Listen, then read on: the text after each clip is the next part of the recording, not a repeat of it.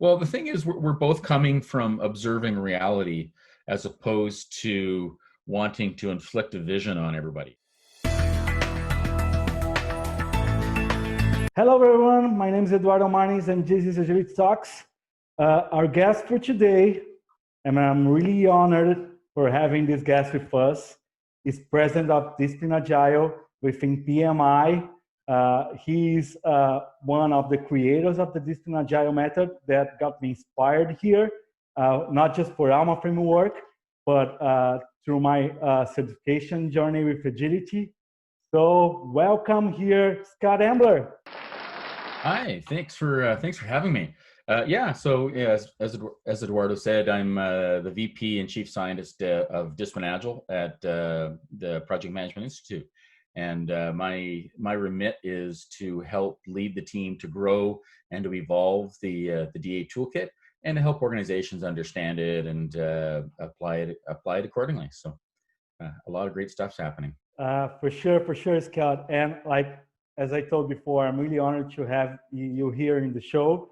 I really believe in all of the Agile values and a lot in the mindset that DA proposes.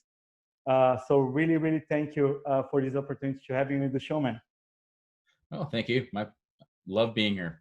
So what we'll do today is actually run through the A.L.M.A framework and see how this relates to DA and how these things are really linked back to agility. It sounds great. As you know, and we talked a little bit in our earlier conversations, I created a framework called A.L.M.A to assess agility within the companies. And it's based on key agile values that I believe are the most important values to actually unlock the power of our teams. So we're talking about accountability, learning, motivation, and autonomy. And for starting the conversation here, Scott, I really propose a concept called Agile Limbo. And this is really close to what DA proposes on the CGI graph, where you actually are following a prescribed method, following just for the sake of following that, and things do not improve. They get a little mature in the processes, just following ceremonies and stuff, if we're talking about Scrum, right? And things do not improve, called Agile Limbo. And how to unlock from there, right? This is really what I propose in the A.L.M.A framework. The CGI graph, that is this slide here, it's pretty close, right?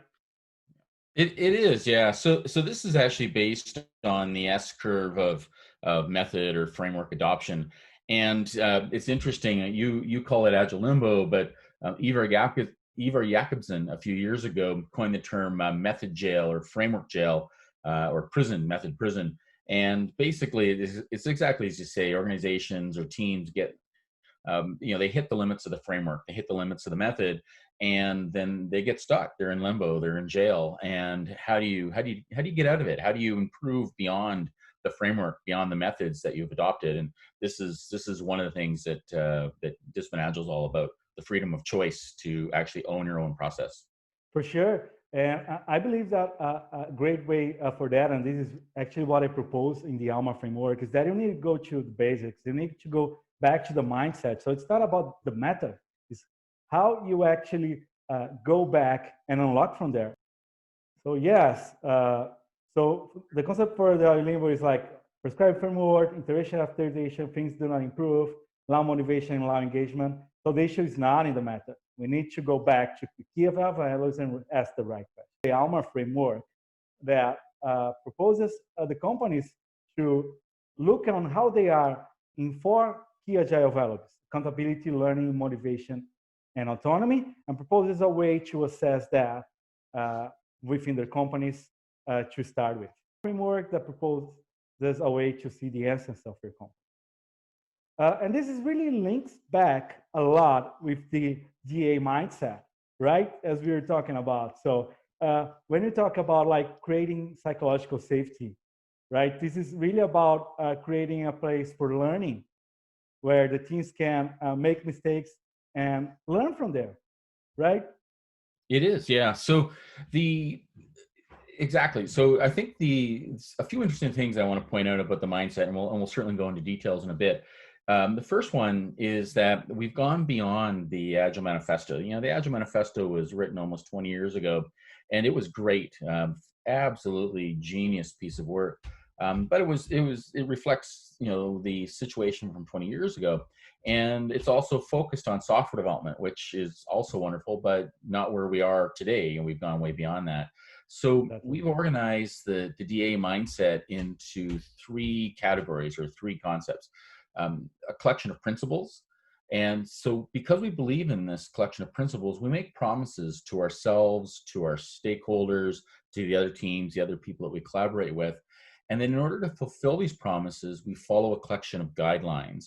And what we found is that these principles, promises, and guidelines really do help to provide a more mature, more robust approach, way of thinking towards being more agile, around being leaner. Most of this is actually lean concepts, as Exactly. well as psychological concepts. So very, very well suited for A.L.M.A. Yeah, for sure. It's all about really having us working on the base, right? Working on a set of principles where you're mentioning here that within this, following these principles, you can make promises and using some guidelines that you can follow, right? So Yeah. these are all part of coming back a little bit from, okay, I have a magic bullet, I have a framework, and okay, I can have a lot of different frameworks or life cycles to use depending on the context that you are, as DA proposes, but without working on the base, right, you cannot achieve that. And this is really what A.L.M.A talks about, and the DA mindset is all about too. Yeah, exactly. I'll go a little bit over on the values of A.L.M.A here and how they link back to DA. First one is accountability. And for A.L.M.A, these dimensions means like who is perceived as accountable in the company. So the first level would be known. The second one, okay, board only. Then you can cascade that down to area management. And then if you can get it to team leadership, it's already fantastic. And then the best one will be the more mature one would be at people level. So when you actually ask the question, do you know what you're accountable for? People have an answer for that, right? And Yeah. this answer is really linked to the purpose of your company, right? And Yeah. I see that here in DA, we have a process goal that is called Grow Team Members that really proposes a way to grow the maturity of the teams and using coaching, mentoring. We have here like sustaining, right? It's all about setting a pace, letting the team know what they are accountable for, right? And proposes some methods to use to raise the maturity of the team.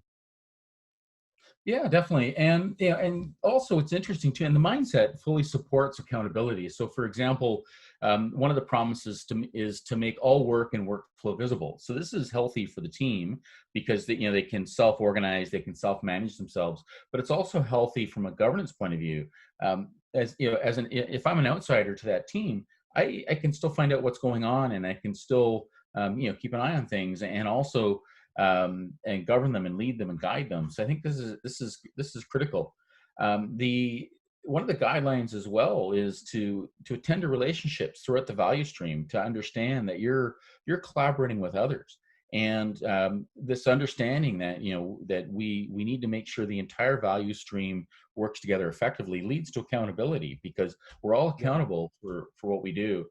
And finally, I just want to point out that the governance is baked right into Disciplined Agile. I think a lot of organizations struggle on the governance side of things to help.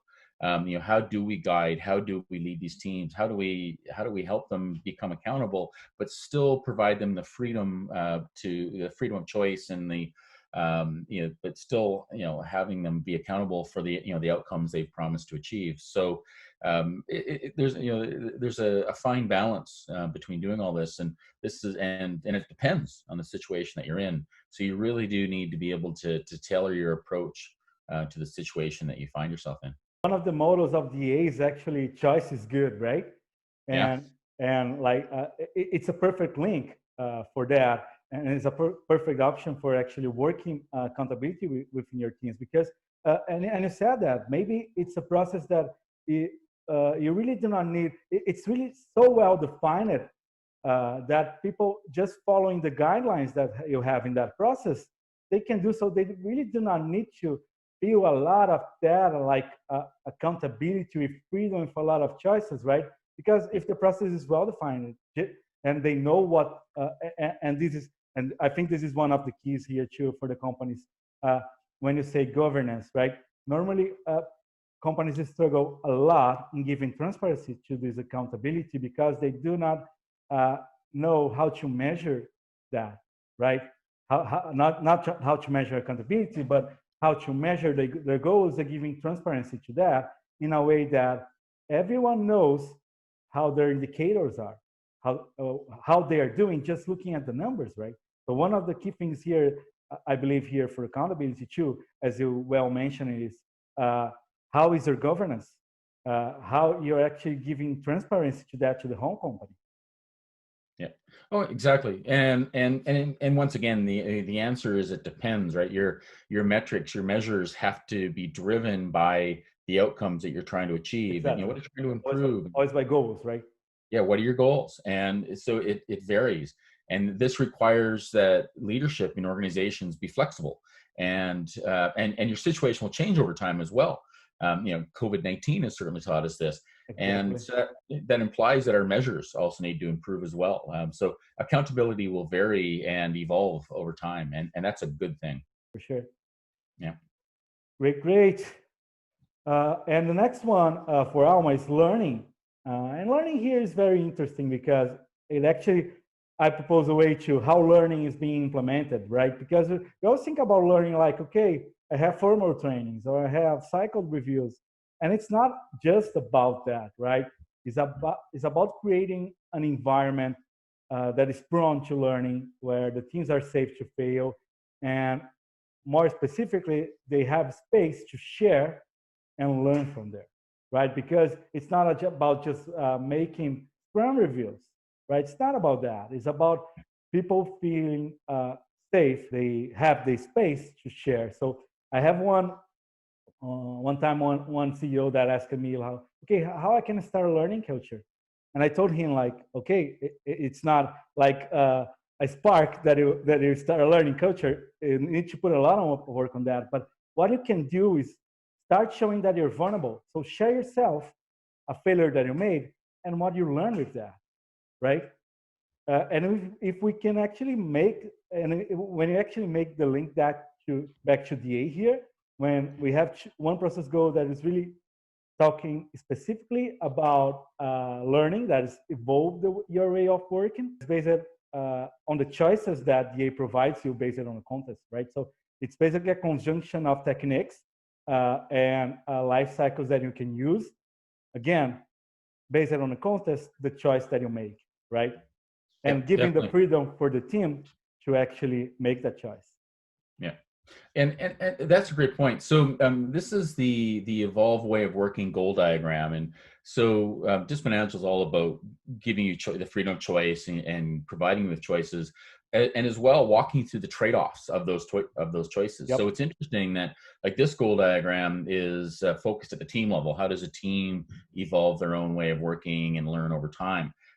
We also have a what we call a process blade called continuous improvement that Yep. is focused on how do we share improvements, how do we share learnings across the organization. So, don't get me wrong, it's fantastic that teams are learning and improving over time, but the organization needs to learn as well, For and that's a sure. different set of skills and a different way of looking at it. So, but at the team levels and at the organization level, some of the principles of DA, one of them is to be awesome, to always be learning, always be Yeah. improving, to optimize. Another principle is to optimize flow. As you mentioned, one of the promises that we ask teams to make is to create psychological safety and to embrace diversity, and that's absolutely key to learning and improving, and frankly, just having an enjoyable time. I my experiences over the years is the more diverse the team, the more effective we are, the better we are, the more fun we have. That's all great. So we want to be always improving improving our process, improving the way that we work, but also validating our learning. So, a couple times we've mentioned a technique called guided continuous improvement, GCI, and that's a validated learning technique for process improvement, where a team can experiment with techniques and find out what actually works for them. Because in DA, we don't believe in the term best practice at all. All practices, all strategies are contextual in nature. They may work very well for you, or they may be a phenomenally bad idea for you. So you got to try them out in the situation that you face. So I think there's a lot of great stuff in DA for enabling learning teams. And one of the things we talk about in our transformation strategy is that your real goal should be to become a learning organization, to actually learn how to learn, get better at getting better. And this is what all the organizations like Amazon and eBay and Google, all these really effective, really scary organizations, scary to compete against. This is what they do. They're learning organizations. They're constantly on the hunt to get better. This is why they're so good, is because they choose to get better all the time. And they're learning organizations. It's really as simple as that. And that needs to be your goal, because if you're not a learning organization, then if you're in Agile Limbo, basically, as you mentioned earlier, then you're not going to be able to compete against these other companies. And in the new normal for after COVID or during COVID, as well as after COVID, it's going to be more competitive.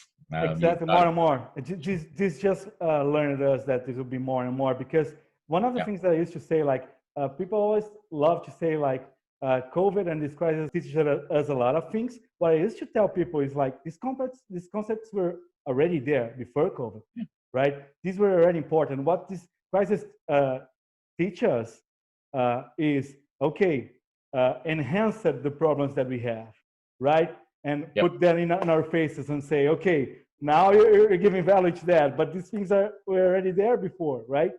So it's not like that COVID changed anything, but it enhanced the problems that we already had in our organizations, right? Exactly. And what I find really interesting is, if you look at the organizations that have done very well during COVID, they're all learning organizations. Exactly. They were doing well before, and they're doing even better now because they had the ability to pull ahead. They had the ability to sense and respond to what was actually going on. And the organizations that are struggling are the ones that really weren't learning organizations, that were effectively, once again, in Agile Limbo, and they were really sort of struggling. So it's it's interesting how the better organizations are really pulling ahead of the pack, and it's accelerated a lot of changes in our organizations. So it's going to be interesting over the next few years to see what how the marketplace truly reacts, and who comes out on top in all this. And my money would be on the learning organizations. Yeah, and I just wanted to touch on a point here that you made, like when we say learning organizations, and learning is something really important, as I mentioned before, the CTO. I want to hear your opinion on that. Like, this needs to be a leadership style too, right? If the leadership is not like keen to learning, keen to give space, keen to delegate, things like that, this will never work, right? Exactly. Yeah. So leaders have to lead by example. So they have to be focused on learning themselves. But you also need to give your teams the opportunity to lead and to learn and to improve and to experiment and to try new things. This is what in many ways psychological safety is all about. This. Let's give these teams the breathing space to improve and to experiment. And sometimes your experiments will fail. And that's okay. But you've still got to, it's in many ways, it's like, if you've raised a child, you've got to, or, one or more children, you've got to give them space to learn, and you've got to step back and, let them make mistakes sometimes. That's how you learn. That's how you get better. We inherently know this as people, and in the way that we lead our lives. And I would invite people to do this at work as well. If this is the way you interact with your children, why aren't you interacting with your colleagues and playing by the same similar sets of rules that work? This works. If anybody who's a parent knows this works. So exactly. Yeah, try to work. I totally agree with that. Like, I have my son Theo that is coming very soon. We are at 38 weeks, and I go into that journey. Yeah. Well, my advice is, if you want to go have some fun, you better do it now, because you'll have no time, and you'll never. And yeah, Sure. if you like sleeping, now's the time to get some sleep, because once the baby arrives, Not anymore, for sure. yeah, Here we go. So yeah, this leads us to motivation. So in A.L.M.A framework, motivations describes how and who follows the company vision. And when I say company vision here, is like uh, uh, company in a more evolving concept. We say like company purposes, right? So we need to have something that motivates everyone in a higher level, and from there be able to cascade that down into achievable goals through the levels of the company until you actually get that to your teams and they know that by heart, right? yeah. So the first one will be, okay, we have no vision. I'm not sure if we still have companies out there that do not have a vision, but who knows? And then we have a vision somewhere, and this says, okay, we have a vision just for the sake of having that, right? And I still see some companies that struggle with that, right? That have a vision just for the sake of having a vision. And sometimes people ask me about that, like, okay, you always talk about a vision or a purpose, right? But I'm just like a single person company. You still need to have a vision, because when you created your company, right, you had something that was motivating you to fight for that, to create your company, right? And this should be your vision. This should be what motivates you. So sometimes when I get to larger organizations that especially like family founded ones, that you still have the founder there as the father or something like that, and the sons are not motivated by that. Yeah. And the advice that I give like these founders is, what motivated you when you founded this company, right? Use that, because this is very powerful, right? This is very powerful because you started all of that because of it, right? And by the time, people normally forget about why they've done things, right?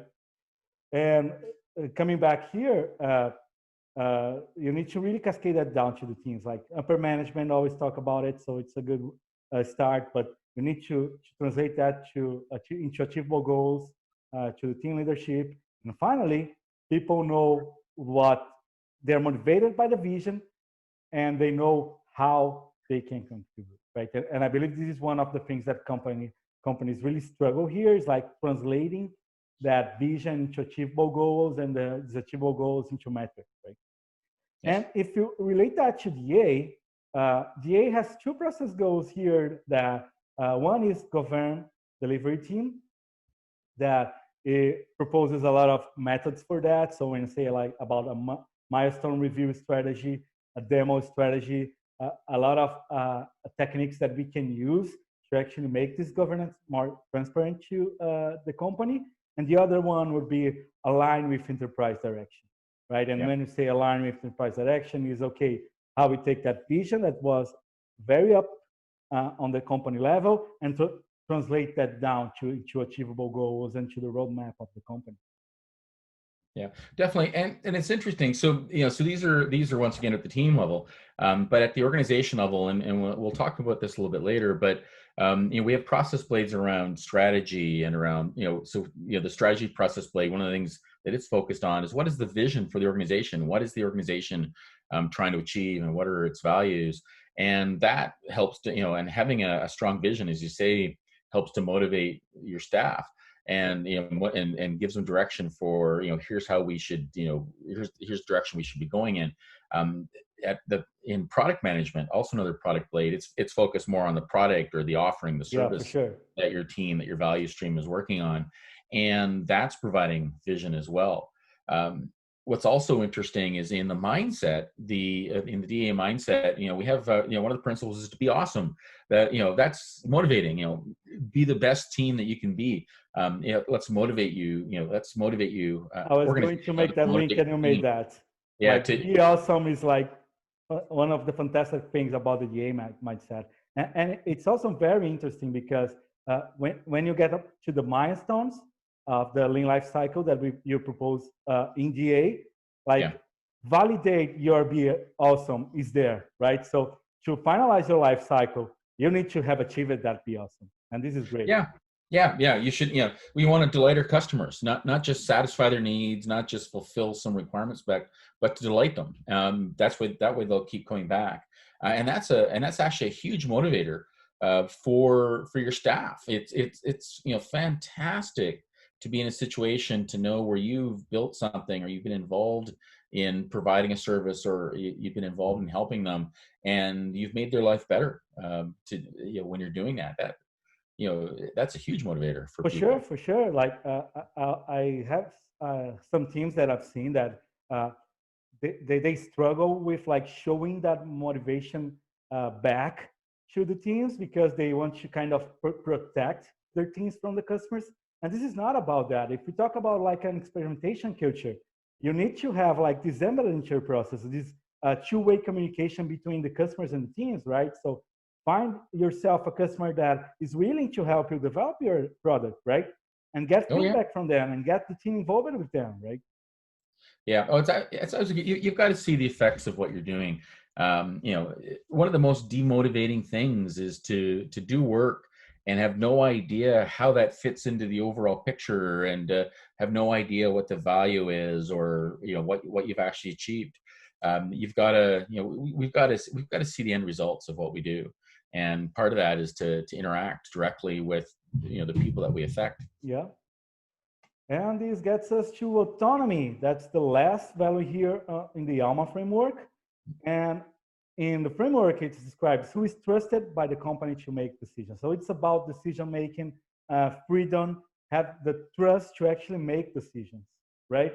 Yeah. And it starts with no one, just the boss, upper management on it, higher management, team leadership, and everyone, like full autonomy. And when you talk about autonomy here, it's not like when we get like to the fourth level, this full autonomy would be okay, everyone can do anything. It's not about chaos, right?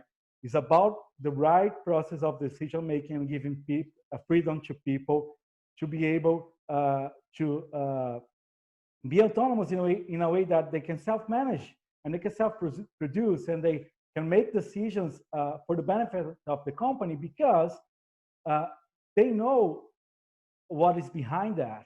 All of the so autonomy does not work if you have all of the other values balanced in the A.L.M.A framework. So you need to have accountable people that are motivated by the vision, that are in a learning culture, that they experiment things. So the freedom to actually autonomy and the trust to make decisions here, right? Yeah. And if you link that to DA here, you have the coordinate activities process goal that proposes a way to coordinate these activities or this decision-making process toward the company. Yeah, definitely. And what's interesting is that so in DA, one of the guidelines in the mindset is to create semi-autonomous, self-organizing teams.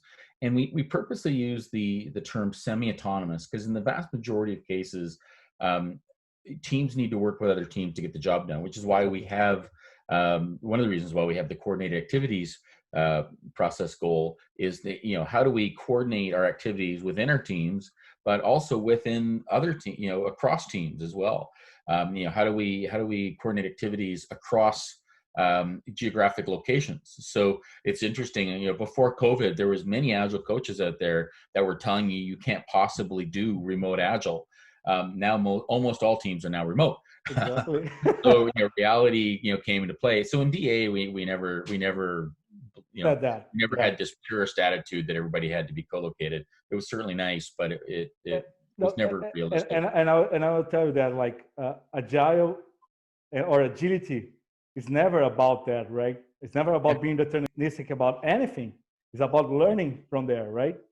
exactly. And you want to be as autonomous as you can be, but you do have dependencies on other teams. If my team has to get finance, has to get funding from somewhere else, like the finance group in Yep. the organization, then we're not autonomous. We rely on them for money.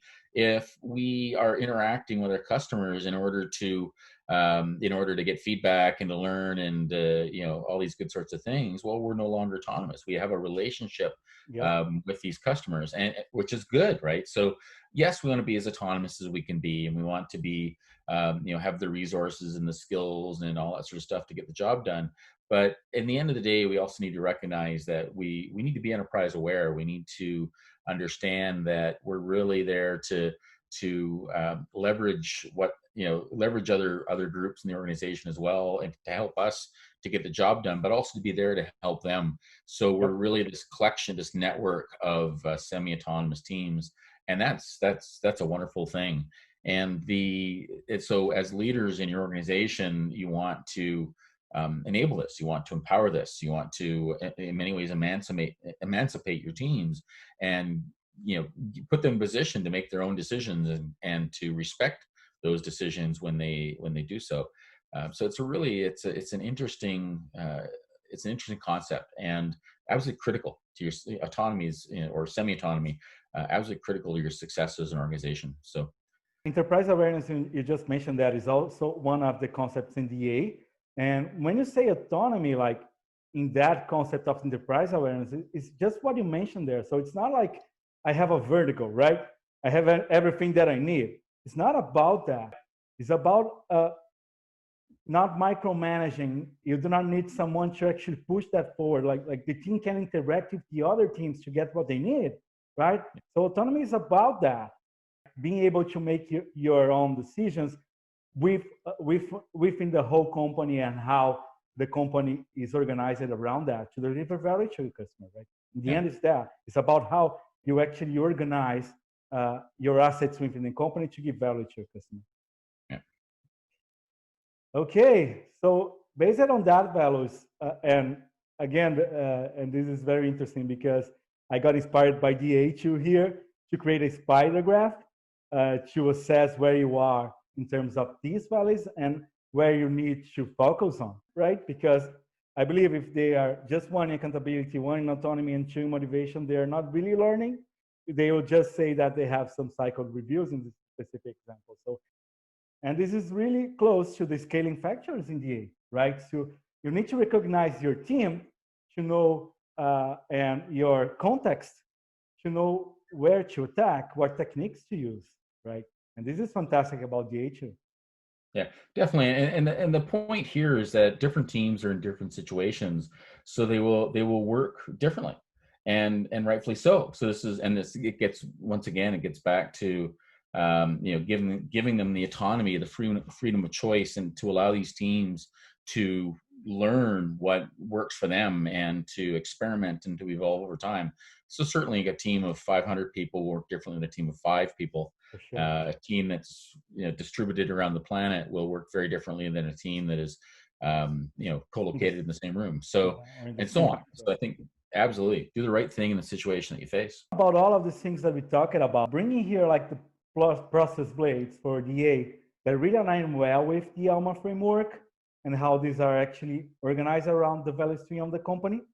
And what we're getting at here, these hexes are called process blades, or process areas, if you like that terminology. Mm-hmm. And the idea is that we can be agile, we can become more effective, and we can improve in place in all aspects of organization. So earlier, I was talking about how my team had to go to finance to get funding. So if the finance group is working in a very non-agile manner, or slow, or whatever manner, Mm-hmm. they're going to add risk to my team, Yep. and to other teams as well. So in DA, what we do is we show that here's how the finance group, here's how vendor management, here's how security can become more effective, and here are the options. So earlier we were seeing process goal diagrams, for example. Well, it's the same thing in finance. Finance Yep. has many options of the way they can work. Security, many options for the way that they can work. So they can choose to get better. They can choose to learn. They can choose to improve. And yet they can still work in a semi-autonomous manner as well, and do that, and just interact and collaborate with other teams effectively. So the DA toolkit shows how this is possible, and provides advice for doing exactly that. So it really is the foundation, or the beginnings of business agility for you. Yep. And one of the things that I think is really important to mention here is that a GA or is not about IT, right? It's about how you organize all your company's resources towards giving value to your customers. It's really about value stream, right? It And is. you're talking about some concepts as lean, like these things, and the proof that these things are already there, and we're talking about really value stream is that I am Six Sigma Black Belt certified, and Kaizen was already there much before anything, right? The concepts were already there, and they're already being used for a lot of organizations around giving value stream, right? And I think what is fantastic that DA does is like it's demystify these concepts. A lot of certifications that we have in the agility field came very popular, very successful in the software development team, and DA or neither business agility is about that, right? Yeah. Exactly. Yeah. Agile is for about far more than just software development or far more than just IT. And we've been successfully applying it across the board in a very wide range of situations for years. So it is possible. Yeah, fantastic. So when you're talking about DA, we are talking about a very comprehensive and well-organized team toolkit of strategies that will help your organization to be more successful with agile implementation and within your agile company, because it actually organizes a lot of well-known concepts and techniques and the best techniques in the market for that, depending on the situation they're setting in. So this is what is really great about DA. So it's agnostic, professional, and it provides an enterprise approach to agility, with what was lacking in the past. So what we've been talking about is like screw on a lot of different techniques. I just mentioned that, right? Like these things became famous because of software development, but agility is far more than that. So basically using A.L.M.A to point you where you need to work within the company and the toolkit that DA provides you, you'll be able to understand where you are and what are your options. And using the diagrams, the spider ones, right, for A.L.M.A and DA, it will guide you through that journey and take you out of the Agile Limbo. So that's the whole idea of what we're talking about here.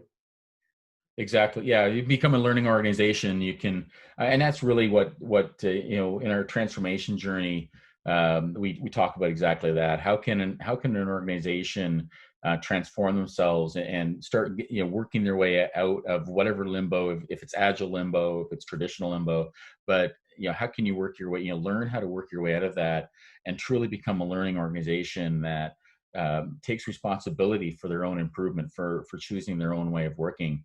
And it's all about freedom of choice. It's all about choosing to learn and choosing to improve, and of course doing the hard work to actually do that. Exactly. Fantastic. So again, thank you, Scott. It was a really, really pleasure for me to have you here. I just have to thank you for being in AgilityTalks. This was Thanks. a great conversation. Yeah, thank you. Thanks for having me. I hope people have gotten good value out of this. For sure, for sure. And again, thanks a lot. Have a very nice week, Scott. Thanks. You too. Bye-bye.